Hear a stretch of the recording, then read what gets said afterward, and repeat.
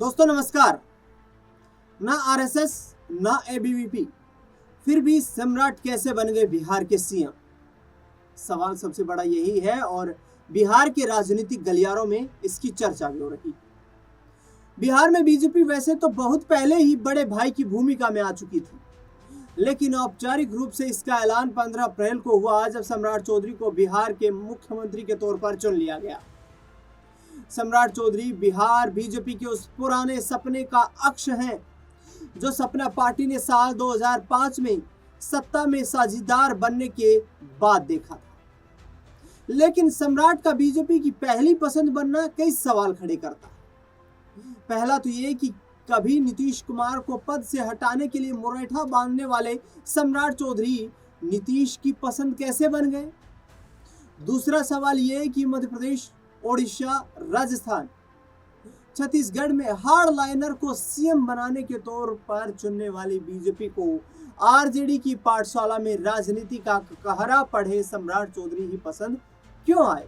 और तीसरा ये कि क्या इस फैसले से पार्टी का शीर्ष कैडर सहज है? दरअसल सवाल कई हैं और लगातार बयानबाजियां भी सामने आ रही हैं। विजय सिन्हा ने कहा कि हमारा त्याग है। बीजेपी के नेता विजय कुमार सिन्हा ने सम्राट चौधरी के नेता चुने जाने के बाद बीजेपी दफ्तर में कहा कि गठबंधन की राजनीति को लेकर चलने के लिए हमने सम्राट चौधरी के नाम का प्रस्ताव दिया। हमारी त्याग, तपस्या और बलिदान से आज ये वक्त आया है।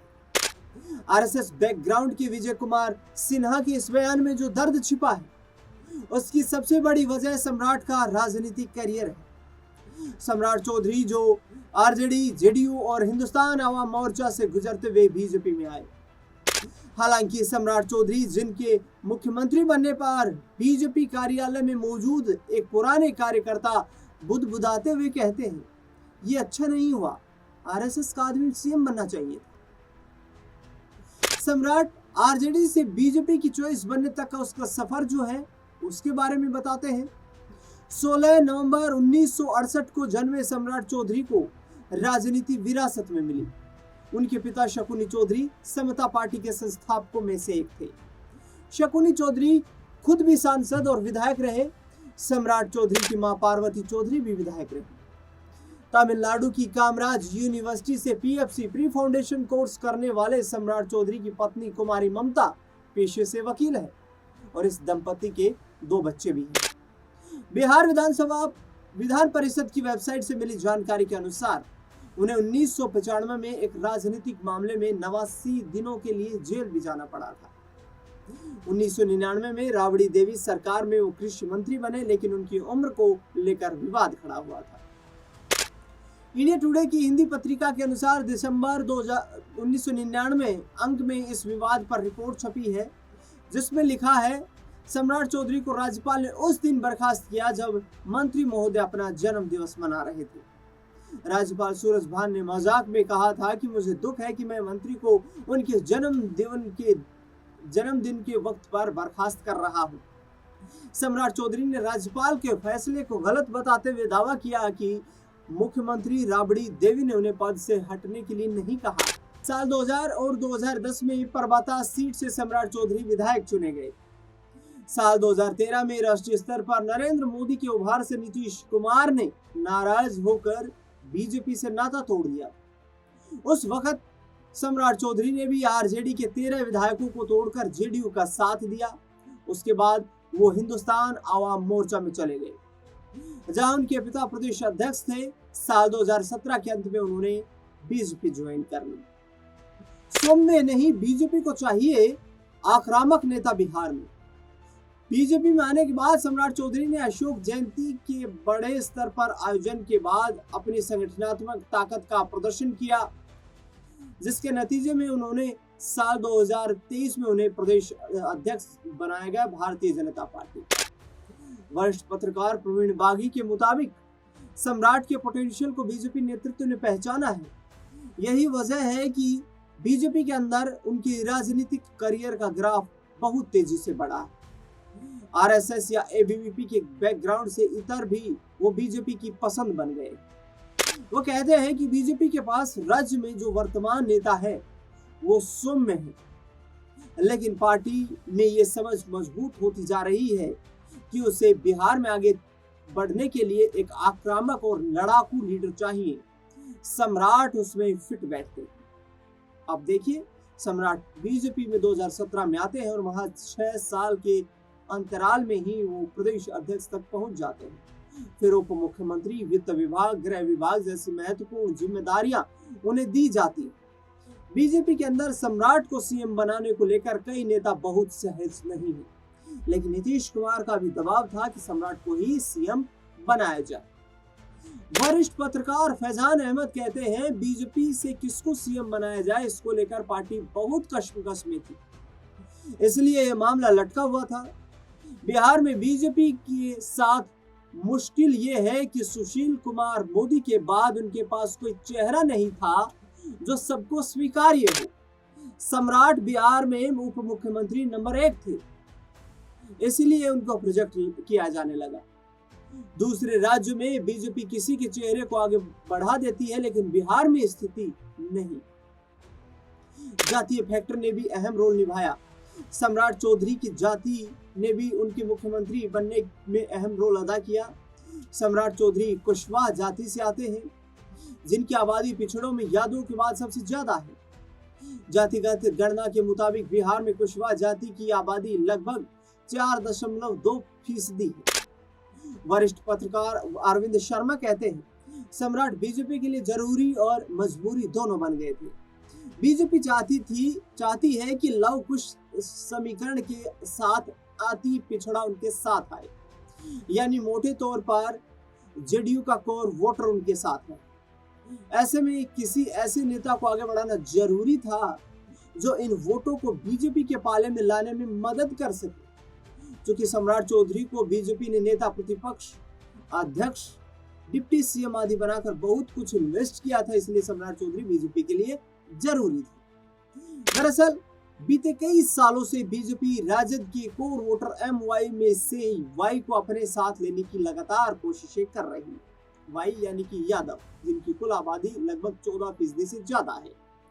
अरविंद शर्मा कहते हैं, बीजेपी पहले ही समझ चुकी है कि यादव उससे वोट नहीं करेंगे। पार्टी ने इसके लिए भूपेंद्र यादव, नित्यानंद राय, रामकृपाल यादव जैसे नेताओं को आगे लाकर ये करने की कोशिश की, लेकिन अभी तक वो उसमें सफल नहीं हो पाई है। ऐसे में पार्टी दूसरी जातियों पर इन्वेस्ट कर रही है। चूंकि अति पिछड़ों में बीजेपी के कई नेता सम्राट चौधरी के कद का तैयार नहीं हो पाए हैं, इसीलिए पार्टी के पास सम्राट चौधरी ही ऑप्शन के तौर पर बचते थे।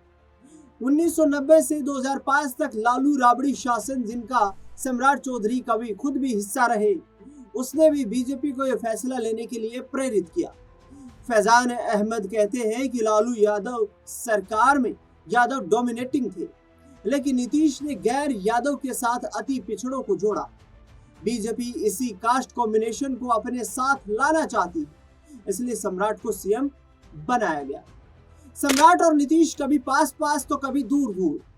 साल 2013 में सम्राट आरजेडी से विधायक थे। इस साल नीतीश कुमार की नरेंद्र मोदी के उभार को लेकर असहजता बढ़ रही थी। साल 2010 में एनडीए गठबंधन को बम्पर जीत मिली। इस गठबंधन ने 206 सीटें जीती थी, जिसमें अकेले जेडीयू ने 115 सीटें जीती थी। नीतीश कुमार ने बीजेपी के साथ अपना गठबंधन तोड़ दिया। उस वक्त जेडीयू को कांग्रेस के 4, सीपीआई के 1 और 4 निर्दलीय विधायकों का साथ मिला। तब सम्राट चौधरी आरजेडी के 13 विधायकों को तोड़कर उन्हें जेडीयू के पाले में ले आए थे। आरजेडी की टूट के बाद सम्राट चौधरी नीतीश कुमार के करीब आए, लेकिन बाद में बीजेपी ज्वाइन करने के बाद सम्राट चौधरी ने नीतीश को कुर्सी से हटाने के लिए मुरेठा बांधने वाला बयान दिया। बाद के दिनों में जब सम्राट चौधरी एनडीए सरकार में डिप्टी चीफ मिनिस्टर बने, तो वे नीतीश की परछाई सरीखे हो गए। आलम यह था कि विधानसभा में जब सम्राट चौधरी ने वित्त मंत्री रहते हुए बजट भाषण पढ़ा, तो खुद सीएम ने खड़े होकर उनके कंधे दबाकर शाबाशी दी। कुशवाहा समाज के लिए नीतीश कुमार उदार। अरविंद शर्मा ये भी कहते हैं कि लव कुश समीकरण के प्रति नीतीश कुमार का प्रेम किसी से छिपा हुआ नहीं है। उन्होंने उपेंद्र कुशवाहा को आगे बढ़ाने की कोशिश की तो उमेश कुशवाहा को विधायक न होते हुए भी पार्टी का प्रदेश अध्यक्ष बनाया। यह सिर्फ इसलिए हुआ क्योंकि उनके नाम के पीछे कुशवाहा लगा था। नीतीश चाहते थे इसी समीकरण से कोई नेता सीएम बने। फैजान अहमद कहते हैं यह नीतीश की भूमिका बहुत अहम है क्योंकि बहुत सारे नाम मीडिया में तैरने लगे थे तो नीतीश ने अपनी नाराजगी बीजेपी के सामने जाहिर कर दी थी। नीतीश समृद्धि यात्रा में सम्राट चौधरी को सीएम बनाने की इच्छा जाहिर कर चुके थे। नरेंद्र मोदी और अमित शाह क्या चाहते थे? सबसे बड़ा सवाल यही है। बिहार की राजनीति को करीब से देखने वालों में से एक बड़ा तबका मानता है कि नीतीश की इच्छा से ही सम्राट चौधरी को सीएम बनाया गया है, लेकिन सम्राट के चुनाव में प्रधानमंत्री नरेंद्र मोदी और गृह मंत्री अमित शाह की कितनी सहमति थी? रिपोर्ट्स से मिली जानकारी के मुताबिक सम्राट चौधरी के नाम पर मोहर लगवाने में अहम भूमिका जेडीयू नेता और केंद्रीय मंत्री राजीव रंजन उर्फ ललन सिंह ने निभाई। वो प्रधानमंत्री नरेंद्र मोदी से मिले और उन्होंने समझाया कि बीजेपी ने एक कुशवाहा नेता पर बीते कुछ सालों में बहुत कुछ निवेश किया, यानी कि सबसे ज्यादा निवेश किया। ऐसे में अगर सम्राट चौधरी को सीएम नहीं बनाया गया तो लव कुश यानी कि कुर्मी, कोयरी और कुशवाहा में गलत मैसेज जाएगा। फैजान अहमद नरेंद्र मोदी और अमित शाह की रजामंदी पर कहते हैं सम्राट चौधरी प्रधानमंत्री और गृह मंत्री की सहमति से ही बने, बिना उनकी मर्जी के सम्राट सीएम नहीं बन सकते थे। इन दोनों नेताओं की चाहत नहीं होती तो नीतीश के कहने पर भी सम्राट को सीएम नहीं बनाया जाता। चूंकि सम्राट दोनों शीर्ष नेताओं की सहमति से सीएम बन रहे हैं तो उन्हें बहुत दिन तक बीजेपी के अंदर चल रही अंदरूनी खींचतान को नहीं झेलना होगा, वो धीरे धीरे सेटल हो जाएगी। नीतीश कुमार का बहुत बार अपमान कर चुके थे सम्राट। राजनीतिक विश्लेषक पुष्पेंद्र नीतीश कुमार के सम्राट को मुख्यमंत्री बनाने की चाहत को खारिज करते हैं। वे कहते हैं नीतीश कुमार चाहते थे, ये मिथ है। सम्राट गृह मंत्री थे और साथ में चल रहे थे। सम्राट तो नीतीश कुमार को बहुत अपमानित कर चुके हैं। बीजेपी को कोई परवाह नहीं होगा कि नीतीश कुमार किसको चाहते हैं। सम्राट को सीएम बनाने में बीजेपी का अपना फैसला है।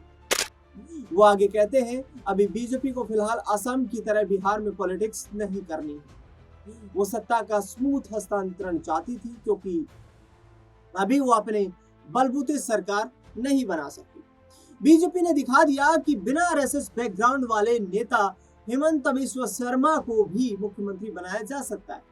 बिहार में उन्होंने यही करके दिखाया। अब जेडीयू का बिहार में भविष्य क्या होगा? साल 2005 से बिहार में सीएम कुर्सी पर काबिज रही जेडीयू का भविष्य अब क्या होगा? इस सवाल पर फैजान अहमद कहते हैं जेडीयू तभी टूटेगी जब बीजेपी चाहेगी। ये काम बीजेपी कर सकती है, कोई दूसरा दल नहीं। सम्राट चौधरी के मुख्यमंत्री बनने के बाद नीतीश युग का अंत हो गया। सम्राट चौधरी ने मुख्यमंत्री के तौर पर अपने चयन के बाद कहा वो नीतीश जैसा ही काम करेंगे। जेडीयू के राष्ट्रीय कार्यकारी अध्यक्ष संजय झा भी बार बार इस बात को दोहरा रहे हैं कि नीतीश कुमार सिर्फ संसद सत्र के दौरान ही नहीं दिल्ली में रहेंगे और बाकी वक्त बिहार में सरकार के मार्गदर्शन में गुजारेंगे। भविष्य में बिहार की राजनीति में देखना दिलचस्प होगा कि समाजवादी नीतीश कुमार बीजेपी की वैचारिक जमीन और सरकारी कामकाज में कितना दखल अपना रख पाते हैं। इस खास रिपोर्ट को लेकर के इस मुद्दे पर आपका क्या कुछ कहना है वो हमें आप कमेंट बॉक्स में बताना बिल्कुल ना भूलें। धन्यवाद।